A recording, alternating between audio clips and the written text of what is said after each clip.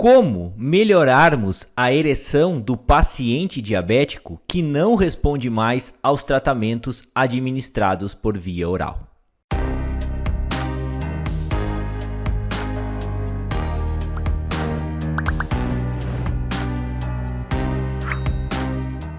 Oi, gente! Me chamo Lucas Felipe Gomes, sou médico urologista da cidade de Concórdia, do estado de Santa Catarina. E nesse vídeo nós vamos falar sobre algumas alternativas que podem ser realizadas para tratar aqueles pacientes diabéticos que não respondem mais aos tratamentos administrados por via oral e que têm problemas de ereção. E antes de continuar a assistir esse vídeo, inscreva-se no meu canal do YouTube, Toque de Urologista, ative as notificações e principalmente não esqueça de compartilhar esse vídeo com seus amigos, colegas e conhecidos, a fim de que essa informação útil consiga chegar ao maior número possível de pessoas. Como bem sabemos, o fato do paciente ser diabético é, sem sombra de dúvidas, um dos principais fatores de risco para a ocorrência de problemas de disfunção erétil. E muitos desses pacientes, eles acabam de maneira progressiva piorando cada vez mais a sua função erétil e depois de um determinado período de tempo, mesmo fazendo uso dos medicamentos administrados por via oral para tratamento da disfunção erétil, eles não conseguem mais obter uma ereção satisfatória. E nessa hora, nós precisamos avaliar certas estratégias, certos recursos para ver se é possível, através de novas alternativas, fazer com que esse paciente consiga recuperar a sua qualidade de vida, melhorando de maneira importante a qualidade das suas ereções. E a primeira coisa que a gente deve considerar nessa hora é avaliar a saúde desse paciente, considerar certas coisas que ele esteja fazendo, o modo de estar utilizando esses medicamentos que fizeram com que ele não respondesse mais adequadamente aos mesmos. Então, o que acontece é que alguns pacientes, às vezes, começam a tomar os remédios para ereção, eles têm diabetes e não respondem mais. E às vezes você acaba jogando fora uma alternativa terapêutica muito boa e que por uma desinformação, às vezes por um jeito de tomar errado, esse paciente não tem o resultado que ele gostaria. E quais que são as primeiras coisas que precisam ser consideradas nessa hora? Então a gente precisa avaliar, primeiramente, o controle do diabetes desse paciente. Nós temos que avaliar se ele não tem níveis baixos de testosterona e se ele está tomando os medicamentos da maneira correta.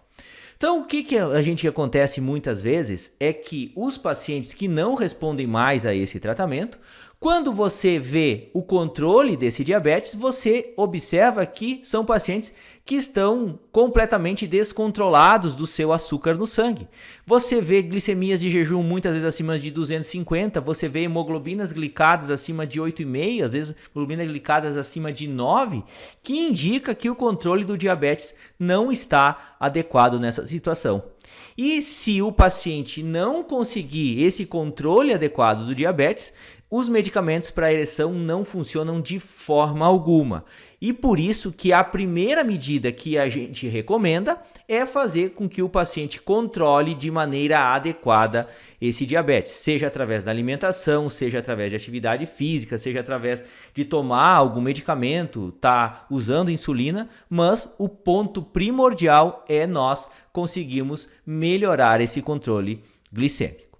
Qual que é outra situação que a gente precisa avaliar nessa hora? A gente precisa ver que se esse paciente não tem níveis baixos de testosterona, porque muitas vezes, como qualquer doença crônica, o diabetes não é diferente. Ele, por essa condição de saúde, faz com que esses homens muitas vezes tenham níveis baixos desse hormônio.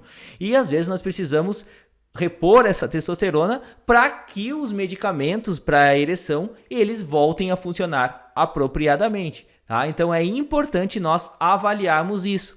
E é fundamental que homens que sejam diabéticos e que sejam estejam se queixando de disfunção erétil, a gente avalie seus níveis de testosterona, pois uma vez alguns níveis normalizados, talvez isso seja suficiente para melhorar as suas ereções.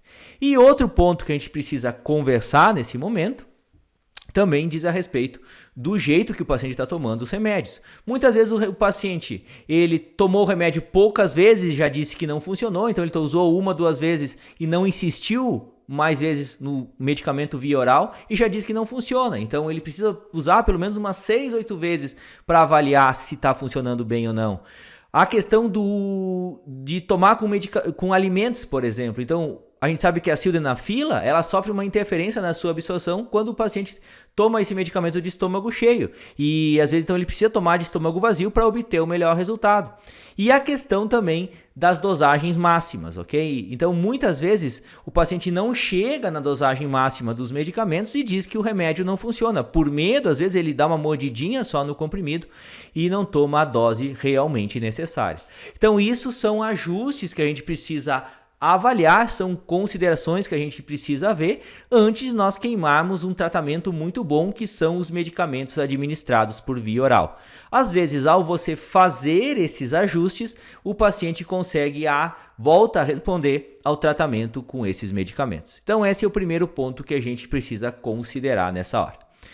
Acontece que muitas vezes o paciente faz essas medidas corretamente, você avalia nível de testosterona, você vê eventualmente algum outro remédio que o paciente esteja usando, você troca um antihipertensivo que prejudicava a ereção, esses pacientes às vezes são depressivos, você dá um antidepressivo também que não altera a ereção, mas mesmo assim eles acabam persistindo com essas dificuldades de ereção. E o que você faz a partir daí? Você tenta uma terapia localizada no pênis. Como assim? Você dá algum tipo de tratamento que é colocado diretamente no pênis para fazer com que se obtenha essa ereção. E nós temos basicamente aquelas injeções que você realiza no pênis ou um tratamento que você coloca dentro da uretra.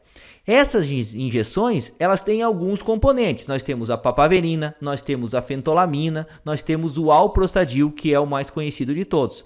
E nós temos as associações delas. Nós temos o Bimix, que é a associação, por exemplo, da papaverina e da fentolamina. Nós temos o Trimix, que é a associação da papaverina, da fentolamina e do alprostadil, ou esses elementos colocados de maneira isolada. O mais conhecido deles é o alprostadil, que tem num estojinho que é vendido nas farmácias e que pode ser utilizado nessa situação. Então, antes da relação sexual, esse homem vai acabar utilizando a injeção ali dentro do pênis. Então, ele coloca através de uma agulhinha, faz a injeção e coloca esse medicamento dentro do pênis. Dentro de alguns instantes, ele vai ter a ereção que ele precisa. Ou, para um nível de conforto maior, dá para colocar esse tratamento dentro da uretra, que daí é o alprostadil, que você coloca dentro do localzinho que sai o xixi ali. A mucosa, o revestimento interno dessa uretra acaba absorvendo esse medicamento e você consegue também obter uma ereção. E a boa notícia é que você pode utilizar esses tratamentos administrados por via localmente e ainda manter os tratamentos para a ereção por via oral e você não aumenta a incidência de efeitos colaterais. E para melhorar ainda mais, então usa esse tratamento local antes da relação sexual e continua utilizando, por exemplo, uma tadalafila diária, que o resultado parece ser ainda melhor e não aumenta de maneira significativa a incidência de efeitos colaterais. Então essa é uma outra medida que a gente pode utilizar numa situação dessas. Outra medida que a gente tem que comentar é o uso da bomba de vácuo, né? Seja aquela bomba de vácuo manual, que você dá aquelas bombadas, tem algumas que são a pilha, são algumas que são elétricas, juntamente com aquele anel, que não pode ser rígido, que você coloca na base do pênis. Alguns homens que não estão conseguindo mais ter ereção, mesmo diabéticos, eles utilizando dessa bomba peniana, eles conseguem ter bons resultados na melhora da sua ereção e tem a conveniência de ser um tratamento não invasivo, um tratamento que não dá muitos problemas. A única contraindicação e o cuidado que o paciente precisa ter é a questão que você não deve usar essa bomba por mais de 30 minutos, sob risco de isquemia, sob risco de diminuir a oxigenação, a chegada de sangue no pênis, e também aqueles pacientes que têm problemas de coagulação ou que tomam remédios para afinar o sangue não devem utilizar essa bomba peniana, porque aquela sucção pode romper alguns vasinhos e dar um sangramento bem importante no momento que se realiza o uso dessa bomba de vácuo. Então, essa é uma outra alternativa que a gente deve comentar também.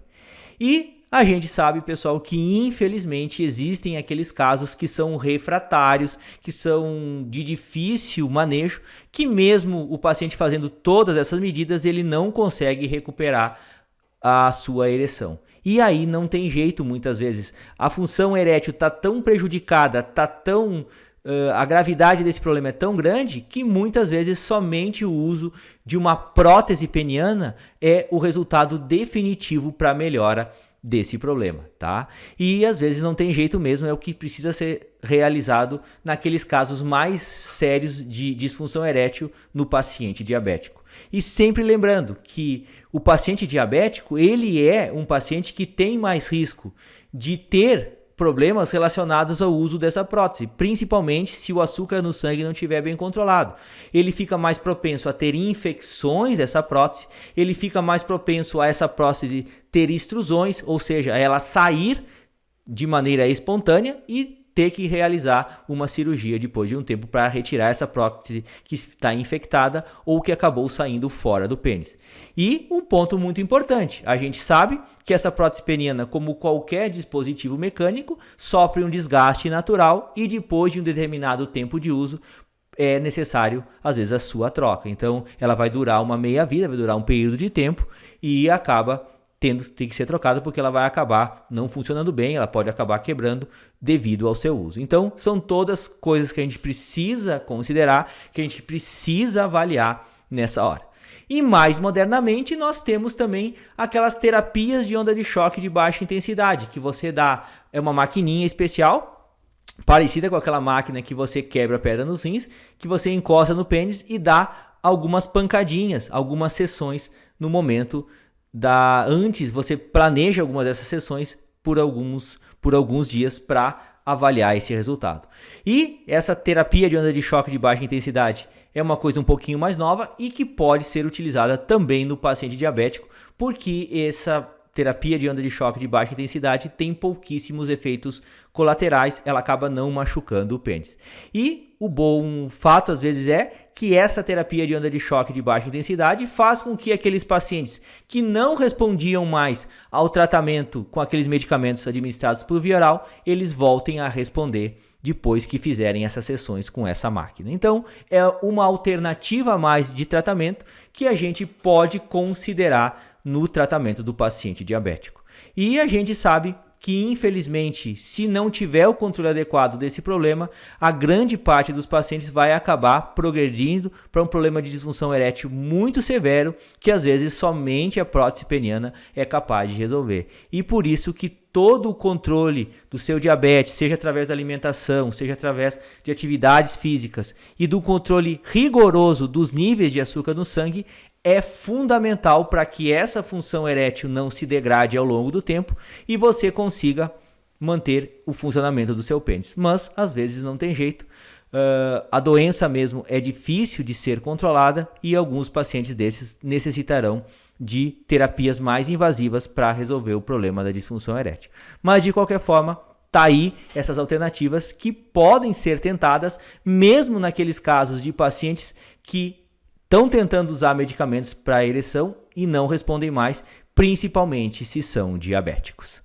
Eu gostaria de agradecer a todos, inscrevam-se no meu canal do YouTube, Toque de Urologista, curtam e compartilhem esse vídeo, deem o seu joinha se essa informação for de relevância para vocês, deixem suas dúvidas, críticas, comentários, sugestões, um forte abraço, fiquem com Deus e até o nosso próximo vídeo.